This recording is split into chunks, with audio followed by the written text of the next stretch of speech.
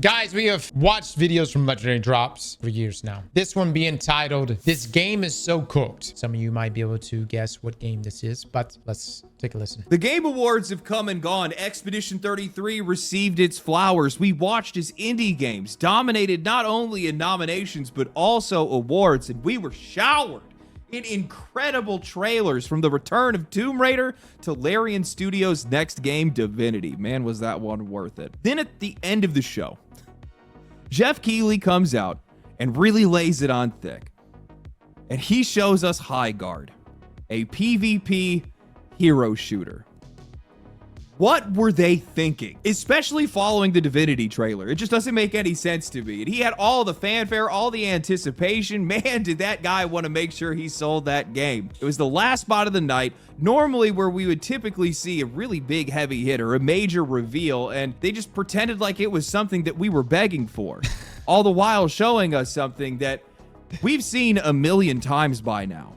The same music, the same slow motion hero animations showing their powers. Again, if they would have just swapped the places of Divinity and Highguard, I think it might have been all right. Like, I don't know. I mean, sure, there may have been people still like disappointed, or maybe the dislike ratio for that video, their trailer would have been still just as high, but making it the last showing, you know what I mean? Granted, Jeff has played the game. He even said he's played the game. So something must have resonated for him. All of that good stuff. It was just like Concord's trailer in more ways than you actually think, but we'll talk about that a little bit later. And I've seen a lot of feedback surrounding this game. People are not very happy. Most people are just kind of sick and tired of a lot of this stuff. I've seen the developers having a really hard time with it on social media. A lot of people also rushing to defend them, trying to create a pillow fort to defend them from all the toxic gamers. You know, it's just the streamers and the YouTubers that are the problem. These aren't real opinions. It's just manufactured hate more than anything else. Not listening to the players. You know, that's worked out a lot for these guys in the past, hasn't it? All they are is just protecting a game that is clearly destined for failure. You have to learn from these lessons. So today, I'm talking about why that is. I'm talking about the fate of this game. I'm talking about all the bad decisions that these guys made up to the release of this game, why this game is such a bad idea, why people hate it, why people are defending it, and why I don't think this is the last time we're going to see it. Look, and here's I want everybody to know, you don't see a gaming trailer with a 92% dislike ratio very often. Matter of fact, I don't even know if Concord is that low. Now, I'm an optimist. I actually cannot and refuse to believe it's on the same level as Concord. Like, I refuse to believe that. The fact that you can get two of those games in the same decade. Who writes this stuff? You know what I mean? Like, who is scripting life here? It just cannot be on that level. Awards lives and dies by trailers. Every single year, it's the same cycle. Rumors, wish casting, people convincing themselves that this is finally the night for Bloodborne 2 or Half-Life 3. And because of that, the final trailer carries extra weight. It's supposed to be the big one. Jeff Keighley really leaned into that hard. He reminded everybody that the last slot is saved for something special. Teased that this game was being made in secret, and then dropped the pedigree. Former Respawn developers, the people behind Titanfall and Apex Legends, breaking away from AAA. Expectations spiked, the room went dark, the trailer rolled, and what followed was the most aggressively generic reveal we saw the entire night. Highguard is a PvPvE hero-based shooter where you are playing as wardens fighting over territory and raiding enemy strongholds. On paper, honestly, fine, but the problem is that none of that actually comes through in the trailer. What does come through is how completely interchangeable all of this feels. The same abilities, the same pacing, the same presentation that we have seen a dozen times by now. It's pulling straight from the Valorant playbook right down to the silhouettes and the cooldown-driven combat. The character that they led with honestly looks like John video game. Zero identity, zero personality, a lot like the whole game. The entire time that I was watching this trailer, I had this nagging feeling that I had seen this before. Not just like, oh, it's another live service shooter. No, I mean, like, I've literally seen this before. And it didn't click for me until the ice troll slammed into the ground, and then my brain immediately clicked and said, oh no, this is Concord. That is definitely Concord. So I went back and I compared the trailers, and once you see it, you can't unsee it. The hero ability introductions are damn near identical. The pacing and the percussion-heavy music is just about the same. The rhythm of the cuts, the way the abilities are framed, the timing of, oh, look how cool this character is moments, it all lines up perfectly. If you start splicing the two trailers together, you genuinely start to lose track of which game you're watching unless you're paying close attention. I don't know if they outsource some of the same assets, but you cannot wash the Concord stink off of this thing. I mean, these guys are already falling into the exact same trap that buried Concord. This is a hero shooter with completely unremarkable characters. They're not offensively bad this time, they're not hideous, but they're just safe, polished, inoffensive, and instantly forgettable. Not a single character jumps out at you or makes you say, you know what, I am curious to play them. The abilities are all things that we've seen before, the powers blur together, and yet this trailer has the nerve to say that it is a new breed of shooter when it looks exactly like 10 other games from the past year. How is it a new breed? What did they say? I mean, look. It seems like it has destructible environments, but what it's a PvPvE shooter, okay? Is it like a MOBA? You're on horses too. You know what it kind of reminds me of? A game we played here recently. What is it called? Spellcaster Chronicles. It's a MOBA and surprisingly good. Like, it was actually good. It's literally horses. That's the only difference. I got to look at raw gameplay of this, guys. Again, I'm not saying it's not Concord 2.0, but as someone who put, I don't know why we put so many hours in Concord, but we actually put a decent amount of hours in Concord. Concord's biggest thing that really drug it down was, how do you introduce a hero shooter with no ultimates? Like, honestly, like the most defining abilities for your characters. Concord had no ultimates. And clearly, players are feeling the same way. The reaction online was immediate. People started calling it Concord 2 almost instantly. Others were furious that the game somehow got the final slot of the show. Dead on Arrival has become the default label for the game. IGN's upload is sitting at over 300,000 views right now with over 40,000 dislikes and barely 4,000 likes. The trailer is getting absolutely cooked on social media. Ratioed and reposts, side-by-side comparisons everywhere. Characters are getting dragged for looking like knockoff versions of existing heroes, like the sniper, who is basically just a blonde version of Anna from Overwatch. And then you've got Tomb Raider developers that are getting universal praise right now for revealing that they've been working on the game, while Highguard developers are announcing that they can finally talk about theirs, and they are being met with nothing but backlash, to the point that some of them are just straight up going private. So yeah, not a great response, and definitely not the one you're hoping for after spending some serious money on putting your trailer on the biggest stage in the entire industry. The Game Awards now reportedly pulls in more viewers than the Super Bowl, and getting your trailer on the show is not cheap. Anywhere from $450,000 to over $1 million, depending on its length. That's before we factor in how much it costs for them to buy out the final slot of the night, the spot that's reserved for the biggest, most anticipated reveals. That is an insane gamble, and in this case, it is completely blown up in their face. You got to ask yourself, as a developer, how do you think they feel being told that your next game or your game that you're working on, that maybe you've spent years on, is Concord 2.0? Don't care, shouldn't have made it. I don't know. If I was a dev, might be time to lock in. You know what I'm coming from? Might be time to figure out what you can do from now until launch, which is very soon, by the way. I think this thing launches in January. Very, very soon. Better do something. Better figure out something. Now, I've heard some people say that the trailer placement is the problem, and sure, I guess kind of. I mean, if this thing had shown up earlier in the night, there wouldn't have been nearly as much anticipation that was riding behind it, and also it probably wouldn't have been directly contrasted to some of the genuinely exciting reveals that we had seen. I mean, how do you follow up that Divinity trailer? But let's be honest here, regardless of where that trailer was placed, it still would have been just as forgettable. The backlash here is not some mystery puzzle that the internet needs to solve. The biggest issue that we have is the expectations that this studio set for themselves. This is supposed to be an independent studio, a breakaway team, former EA employees, more importantly, former Titanfall developers branching off to go and do their own thing. And what do they come back with? The safest, most corporate thing imaginable. The kind of live service hero shooter that we have come to expect from moronic and repetitive AAA publishers following the tail of everyone else, not from a studio that escaped that system. And that's the part that makes no sense to me. And this is likely what pissed people off the most. You escaped. You are free. You're supposed to be the ones that are making games for us, not for the f***ing machine. Why wouldn't you make something actually different? Something that players clearly want. You fly the flag of Titanfall for the reputation it gives you, but not for the meaning behind it. The audience behind that game did not disappear. it's been ignored. You know what? Who am I kidding? Of course, the only person that clearly sees that need is some random solo developer that's making a diesel punk mech shooter off of Kickstarter money and a YouTube channel. Seriously, go check out Diesel Nights. That guy actually gets us. I went back and actually watched his trailer after watching the Highguard reveal, and it is night and day. It's so distinct, it's so messy and unrefined and raw, and it just feels human. And watching that back just made it even more obvious how few people in this industry genuinely understand the art anymore, or even the audience that they're supposed to be making games for. Highguard takes absolutely no creative risks, none at all. The only thing that they're doing is just gambling with their own financial security at this point.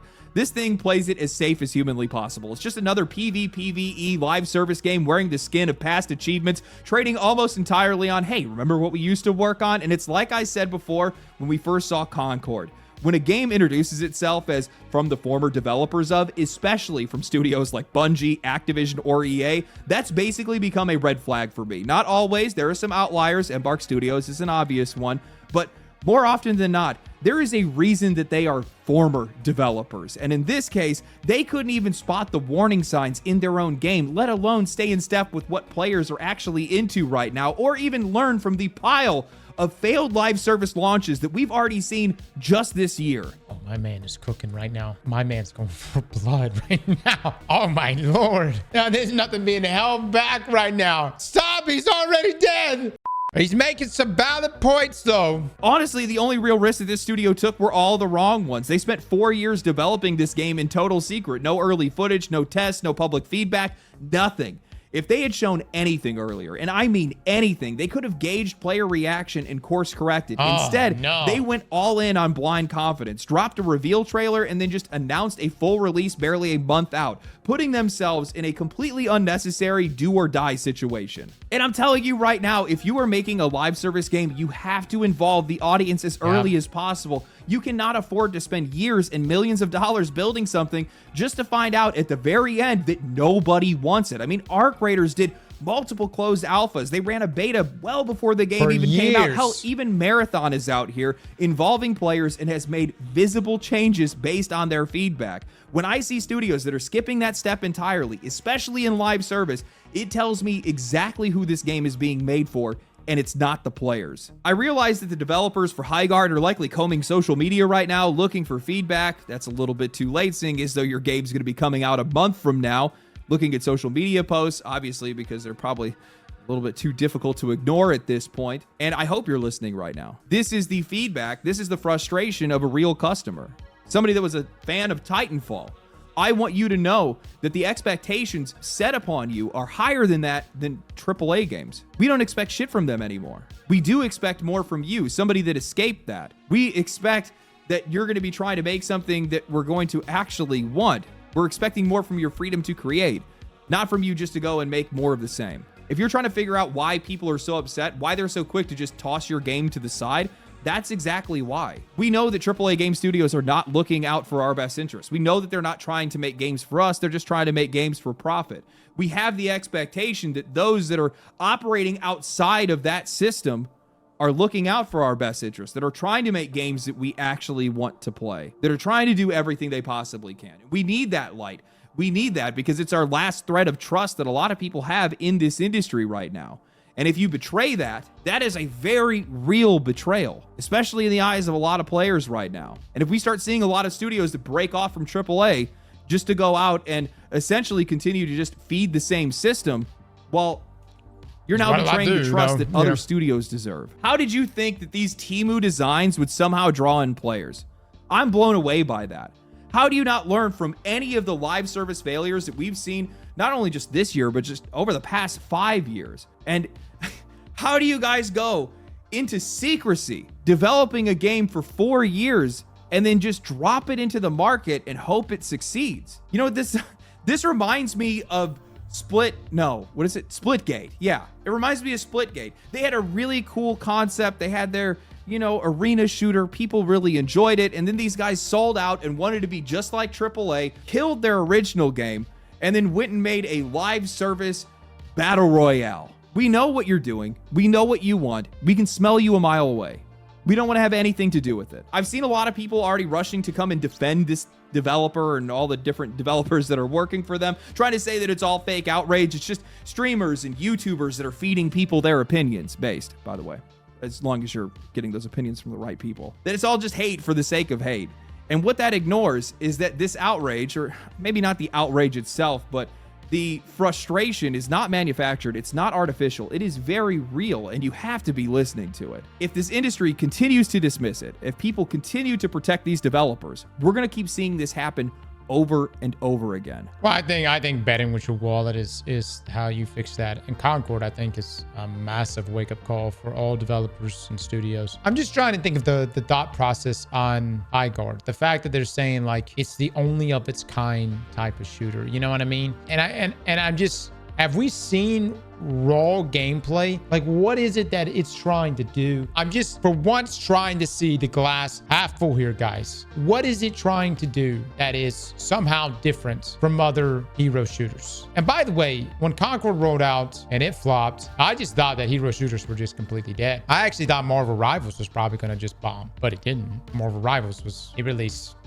fantastic. But I tell you right now, guys, I was not optimistic at all about Marvel Rivals. Granted, that's Marvel, but still, the game's done incredibly well. I think that one of the contributing factors to this is that Marvel was free. Concord was $40. Correct me if I'm wrong. I think Highguard is also free. Rivals is fun. Yeah. But the first time I saw Marvel Rivals, I was like, I'm not going to play that shit. And then we did play it. And it banged. It actually banged. We were even that tournament as well, which was a really good tournament. I was really surprised with Marvel Rivals. I don't know if Highguard could ever reach that level at all. But I can tell you, I never thought Marvel Rivals was going to reach the level that it reached. Or Highguard is free. Okay, so Highguard is coming in free. Well, at least they ain't charging $40 for this shit. You know what I mean? Rivals swung it to Gunner base, so they saved themselves. I guess some things, yes. But like, I also just think they just made attractive looking character models. I haven't seen any of the new stuff. I don't know. I don't know if the new stuff is or not. Bro, look at these skins. They for sure on that Gunner grind. Well, I can tell you right now, it doesn't hurt. All right? You know, I'm not saying that that's a focus. I'm not going to go out of my way, but it doesn't hurt.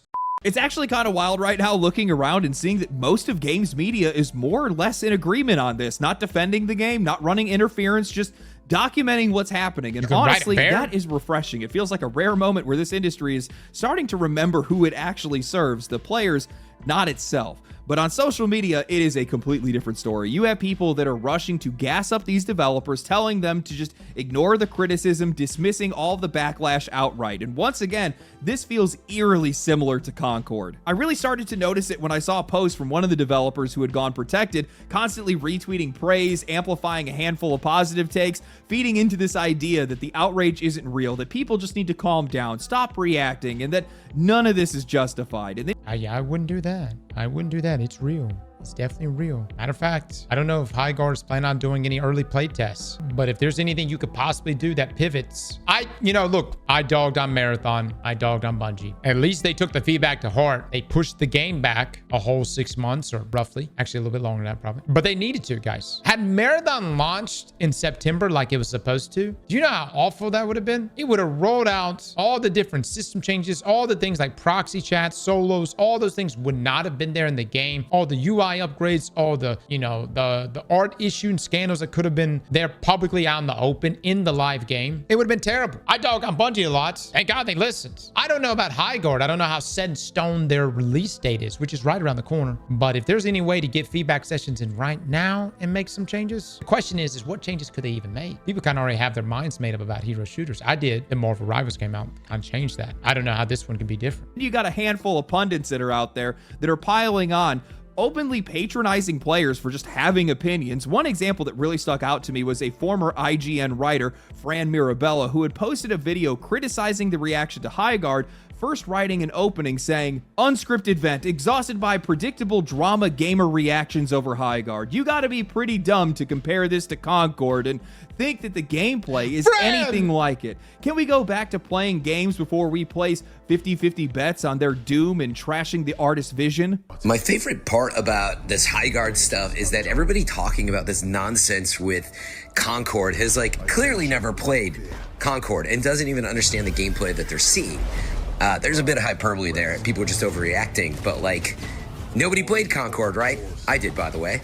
But now they just want to listen to their favorite streamers and whine about, oh man, this looks like trash, bro. It looks so like unoriginal. What are you talking about? Yes, I definitely think you can see a lot of these Apex inspirations and all that stuff, but like this is clearly, you know, a PvP game with these PvE elements, right? You got all of these PvE elements going on, and it looks like what it's going to be, right? You can have these PvP clash points. You're trying to make it to the end, but you're doing stuff like, you know, blowing up buildings, setting off like reactors. You have powers where you're like smashing through stuff. You've got to get keys maybe to get through next sections. Like, it's not a bad idea. So like, I don't know what everybody's whining about without playing it, but I'm just so exhausted with, you know, that part of the gaming discussion at this point. It's just, it's ridiculous, man. I don't know if it's going to be any good, but you know, maybe we should play it and hear about people playing it first before we start calling it Concord. And again, like, you got to be pretty dumb if you think that this game is anything like the gameplay in Concord. I love how fast all criticism gets dismissed. Not just the trailer, but the audience itself. Just blame the streamers, blame the YouTubers. Problem solved. And also, yeah, no shit, the people that are comparing the game to Concord never played Concord. Nobody played that game. Less than 25,000 people even bought it, and it was shut down in under a week. That should have been the lesson right there. When players decide that they don't like what they're seeing, they just don't show up. They didn't give Concord a chance, and if they're reacting the exact same way right now, the ending is already written unless you change it. Yes, we played Concord. We played Concord, all right? It's got a gun in it, and it was the last word, all right? I gave it a go. Was the gunplay okay? It was all right. That's about all it had going for it. You cannot launch a hero shooter and not have ultimates. I cannot stress how terrible of a decision that is. Even if it's quote-unquote balance. Why? Why? What? There were no ults. Imagine playing any hero shooter. Overwatch, Marvel Rivals. Imagine playing those, and all you have are your two base abilities, no ultimates, and somehow it costs something along the lines of $400 million. What the fuck? And nobody played Concord. I did, by the way. What a line that is. Incredibly pretentious, by the way. As if that gives you any higher understanding of the reveal. This is a criticism about what was shown, and instead of just dealing with that, you immediately start jumping to talking about mechanics that the trailer never even explained. Keys, PvE systems, clash points, stuff that you're just filling in yourself because you feel like it needs to be there to be able to justify your point. Then you turn around and tell the players that they need to wait and give the game a chance. No, we don't need to wait. This was the chance. This was the moment where you got to show the people what the game was, and they honestly reacted in the way that you saw, and treating that reaction like anything else, treating it like it's illegitimate in some way, is exactly how we get games like Concord. Game developers, if you are watching this right now, do not under any circumstances ever listen to people like this. Do not listen to the people that are trying to protect you. Listen to the people that are trying to criticize you. Gamers do not always articulate their criticisms well. Sometimes it's going to come out cynical, hostile, even ugly at times, but it is your job to extract the signal from the noise instead of getting offended by it. I'm going to hit you guys with some pretty heavy truth. You are not just making art, you are making consumer products, something that is meant to be sold, played, monetized, and sustained. When feedback at this scale is so overwhelmingly negative, people that are telling you that it's fine or that the players are wrong are not helping you. No, they're not trying to save your studio. Yep. They are setting you up for failure. The people yep. that are rushing to defend you right now are not doing it because they care about your games. They are doing it because it makes them feel better, because it feeds their sense of... Hey, look, I'm not ragging on Fran either. I'm not ragging on Fran either. But I will say, man, if you put yourself in a vacuum and you're like, all right, well, everybody that's hating on my product is being influenced by streamers or maybe have some other agenda, whatever. You can't do that. I mean, you can, but the result could definitely be another Concord situation. And there's like almost like this victim card thing that has happened before. Look, gamers, you guys can be toxic.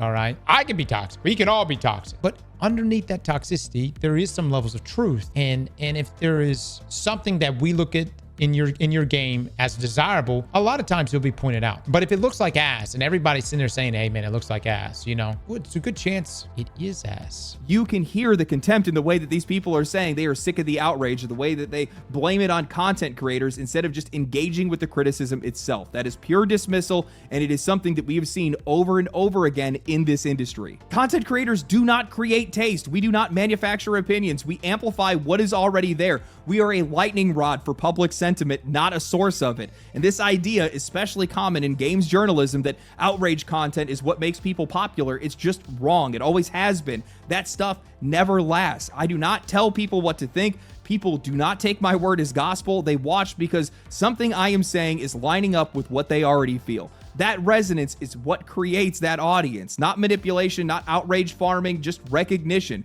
And pretending otherwise is a convenient way for you to avoid dealing with why so many people are reacting the same way at the same time. There's a lot of truth to that as well. For instance, Destiny Classic. I've been trying to influence you fuckers for like 6 months now, and nobody's biting. Nobody wants it but me. I feel like I'm the only one who wants it. I'm just saying. I'm like the only person over here like, hey, a Destiny Classic would be dope. Damn it, if I had any influence, it would work. It's not working.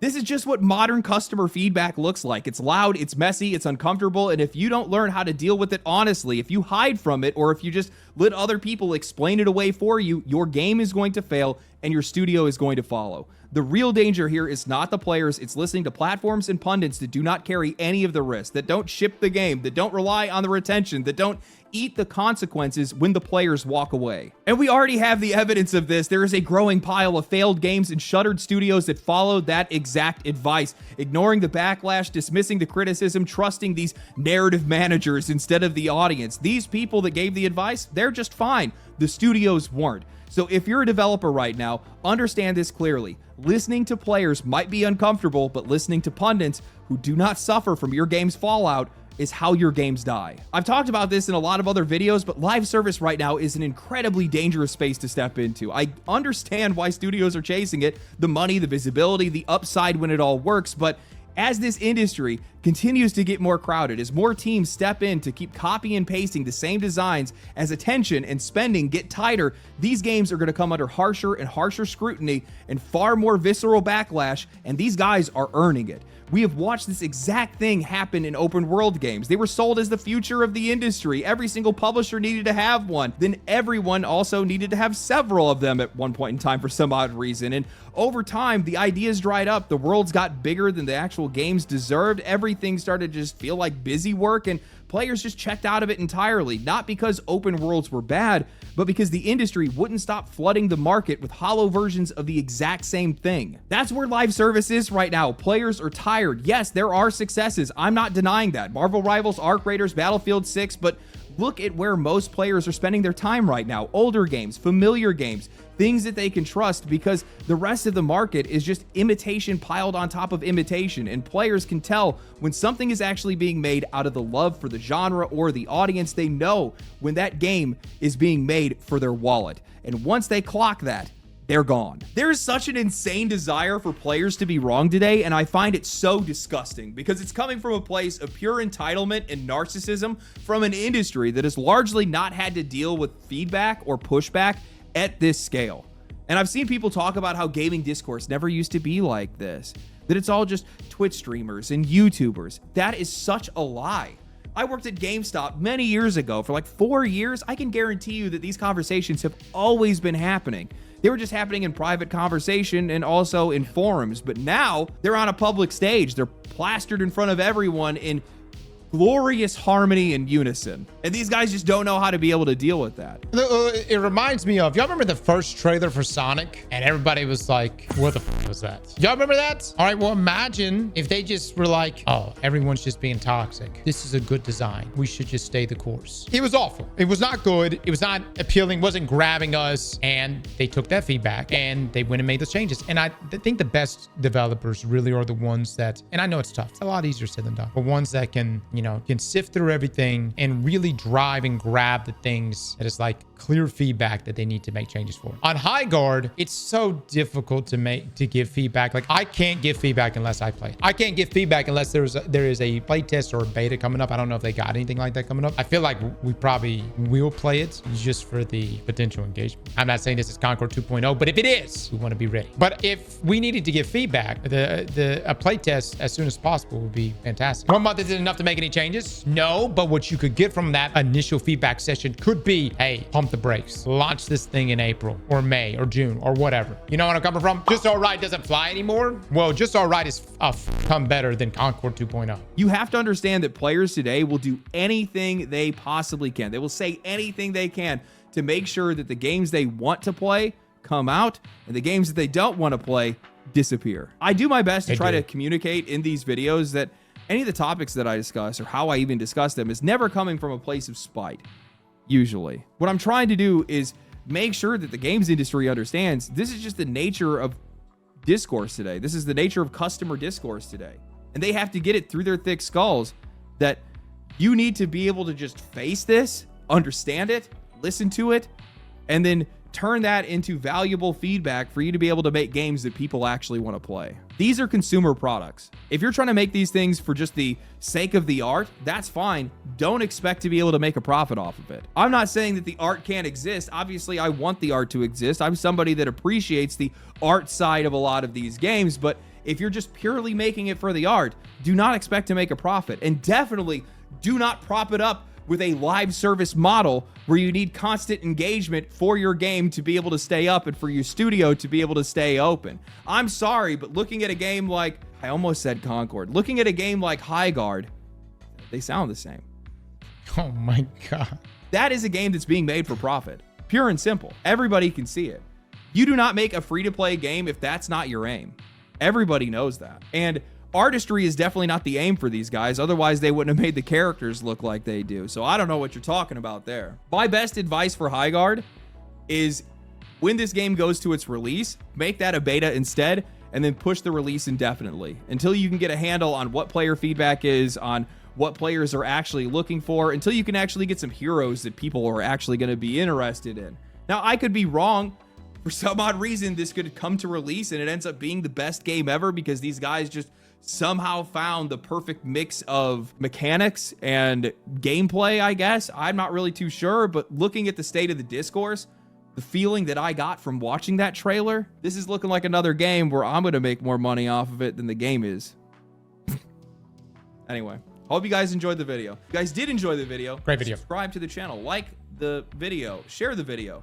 Share the video with game developers. No, I'm kidding. I mean, some people are going to say that the takes were extremely harsh, but you know, he's laying it on, and you either listen to it or you do end up with another Concord situation. And I don't think anyone wants that, man. We don't as consumers. Developers don't want it for themselves because I'm sure someone is literally cooking this game up and it's like, dude, I'm putting my heart and soul into this thing. You know what I mean? But here's the thing. I think some things that really hurt this, I don't think this game should have been the last game to shows of the night. I really think had it been swapped with Divinity, I'm not saying that its like ratio would have been completely flopped or flipped around, but the expectations as the night progresses towards the end there is much higher, much higher, because it's the last thing we are left with watching the Game Awards. It's like, all right, this is the last thing to be hyped about. I personally, when I saw this trailer, not the Concord trailer, but the Highguard trailer, I thought Jeff was going to come out and be like, psych, we've got another trailer. You know what I'm coming from? Now, again, I haven't played this game. Perhaps there's something about it, man. Perhaps there's something about it that is in fact different. And all I could see that looks different is, you know, you got the destructive environments, but that's not really that different. You ride horses. You could ride a bear. You could pull the sword out. It does give me like MOBA vibes. There's just not a whole lot I can go off of here, guys. I can't. There's not a lot to work with. And in an odd way, this video's getting, or the game's getting a lot of attention for the wrong reasons. Maybe an FPS MOBA. It's definitely not. That's not the first of its kind. You might play Paragon. Wait, Paragon was it FPS? Have we never had a first-person MOBA game? Battleborn is an FPS MOBA. All right. I don't know, guys. There's just a whole lot I can't go off of. You've got PvE enemies, you got players you can go up against, you got destructible environments, you got some sort of mechanic. It seems like a pretty sizable map, different heroes you can choose from. There's just so much in the air that I just don't know. That honestly, it may be in the devs' best interest to either release another trailer, but mainly focus on gameplay. Maybe even a Vidoc style. You know what I mean? And just gauge the Vidoc reception. Perhaps people have their minds made up on this, but I do think that this is way better looking than Concord. Definitely not going to be. I mean, I don't know. I look at it again, man. Had this trailer dropped in the middle of the show. Character design's kind of whatever. You get a sword. You can open some sort of barrier. You spawn in a tank. Dude, if anyone here has played Spellcaster Chronicles, this is very similar. It's like when you spawn in the Titan and those other things. This is very similar to Spellcaster Chronicles. The thing is, though, I'm just not seeing that much. I'm curious to know, like, all right, what's the PvE side of things? You know what I mean? We talked about clash points. I'm assuming the gameplay is going to be capturing points deathmatch all the time. Seems very unexciting. No, guys. I'm almost certain. I could be wrong. I think this is going to be a first-person shooter MOBA game. That's what I think it's going to be, a first-person shooter MOBA game. I don't know what the team split is going to be. They called it a rage shooter. I think it's going to be a MOBA. You could tell by the structure, like it seems like the map is structured in a way where you progress through it, and it may not be like, it may be like kind of laney here. Yeah, I mean, like, I see it.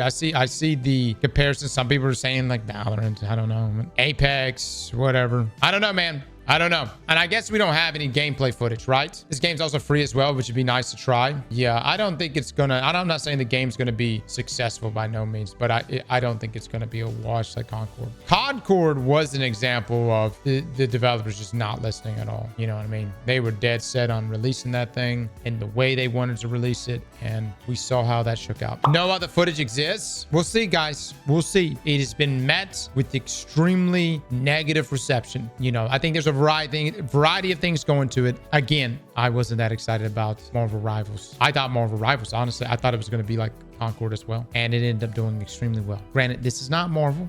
It doesn't have that level of backing. I can't really judge it until I see gameplay, like actual gameplay. And I need to see what kind of game it's trying to be. I'm leaning toward it being an FPS MOBA game. Nowhere in the Steam page does it say PvE, so it's not a focus at all. Surely there's PvE here, guys. Surely there's some level of PvE here. Again, guys, we're in speculation territory at this point. Well, PvE is what was originally said about this game, but I just don't see the PvE aspects. I don't know, guys. I don't know. We'll have to see how this one plays out. You guys have a Merry Christmas. We'll have some posts and stuff lined up on YouTube, but I hope you guys enjoy your time with your families, okay? Y'all have a good one. I'll see you in the next one.